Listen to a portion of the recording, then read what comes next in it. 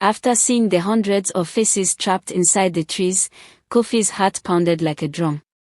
The forest had become silent. Terribly silent. The only sound he could hear was his own breathing. Then suddenly, something moved in the darkness ahead. At first, it looked like a shadow. But the shadow kept growing. Larger. And larger. Until it towered above the trees themselves. Two glowing white eyes appeared. They stared directly at Kofi. The young hunter gripped his spear. Fear crawled through his entire body. For the first time in his life, he wanted to run. But his legs refused to move. The giant shadow stepped forward. The ground shook beneath its feet. A cold wind swept through the forest. The trapped faces inside the trees immediately lowered their eyes. As though they feared this creature more than anything else. Then the creature spoke. Kofi. Its voice sounded like many voices speaking at once. Men. Women. Children. Old people. All speaking together.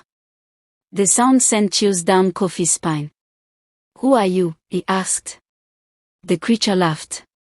The trees trembled. I am the keeper of names. The moment those words left its mouth, Kofi understood. This was the thing behind every disappearance. Every whisper. Every lost soul. The creature slowly stretched out one arm. Dark mist gathered around it. Within the mist appeared faces. Hundreds of faces. The faces of villagers who had vanished over many generations. Kofi's eyes widened. Some looked frightened. Others looked hopeless. Some appeared trapped in endless sorrow. Then one face stepped forward. A young girl. Adua. Kofi, she whispered. The hunter rushed toward her. Adua. You're alive. But Adua sadly shook her head. No. Her voice sounded distant. Like someone speaking from a dream. The keeper smiled. She belongs to the forest now. Kofi turned angrily toward the creature. You stole them. The keeper's smile widened.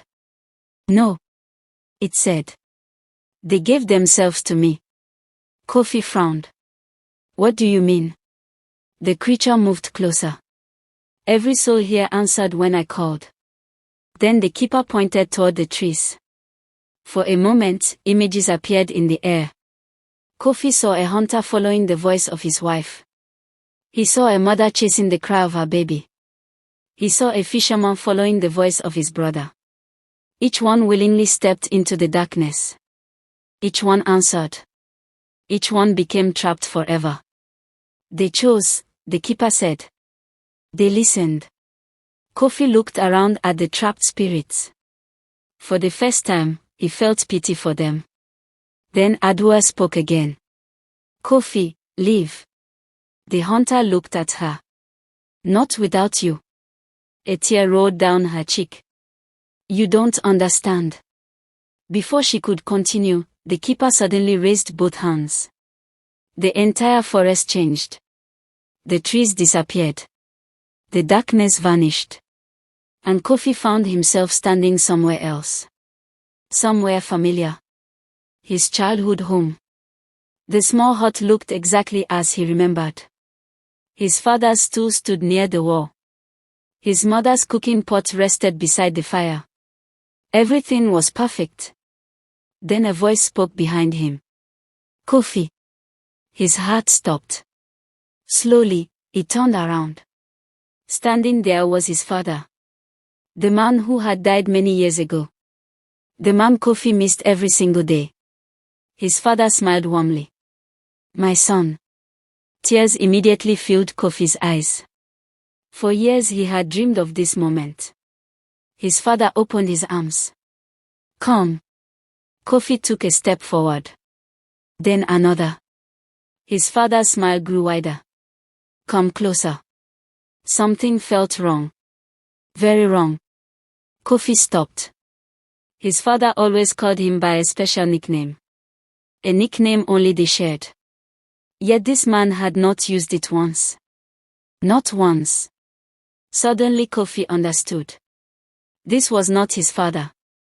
This was the keeper. Trying to trick him. Kofi stepped backward. No. The smile vanished. The face twisted. The skin darkened. The eyes became white. The illusion shattered. The keeper appeared once more. This time furious. You are stronger than the others. The forest shook violently. Darkness gathered around the creature. Its eyes burned with rage. And then it roared. The battle was about to begin. The keeper's roar echoed through the entire forest. The trapped souls cried out in fear. Darkness exploded from the creature's body. It rushed toward Kofi like a giant wave. The hunter raised his spear. But deep inside, he knew a spear could not defeat this thing. The darkness struck him. He was thrown backward. His body crashed against a tree. Pain shot through his shoulder. The keeper laughed. You cannot fight me. The creature began moving closer. Slowly. Confidently. As if victory was already certain. Then Kofi remembered something. The charm. The charm Nana Kwame had given him. Quickly he reached into his pouch. His fingers touched the small object. The moment he grabbed it, warmth spread through his body. The charm began glowing. A faint golden light appeared. The keeper stopped walking. Its smile disappeared. The glow became brighter. And brighter. And brighter. The trapped spirits suddenly lifted their heads. Hope returned to their eyes. Adua stared at the charm. The ancestors. She whispered. The keeper stepped backward. No. The golden light burst outward. It spread through the entire forest. Every tree began glowing. The faces trapped inside the trunk started moving.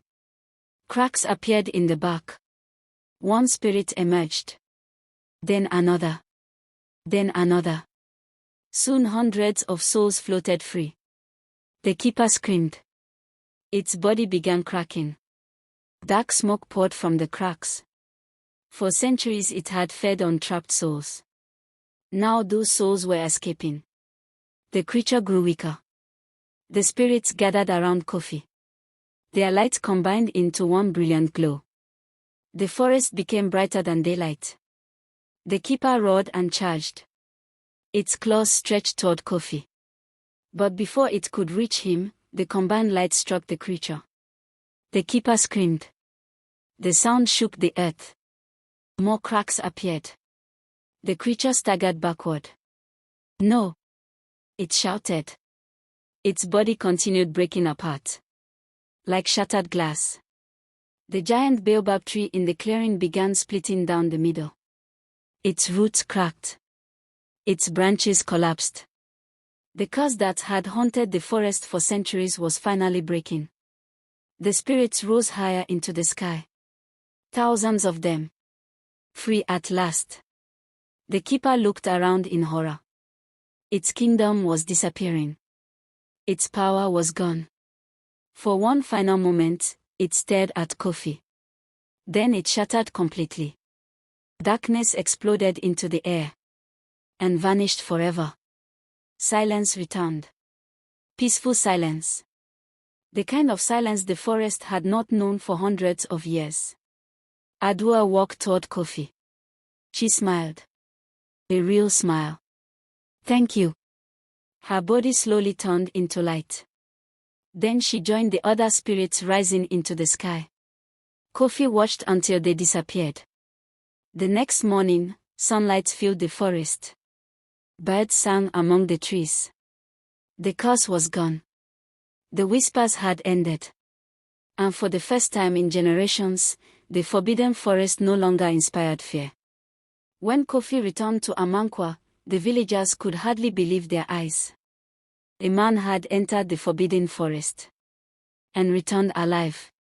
His mother embraced him. The elders gathered around. Nana Kwame smiled. You have done what no one else could. That night, the entire village celebrated. Songs filled the air. Drums echoed through the night. Children danced. The elders smiled. And nobody feared hearing their name again. Years later, Kofi became an elder himself. And whenever children gathered around the fire, he told them the story of the forbidden forest. He always ended with the same warning. Not every voice that sounds familiar should be trusted.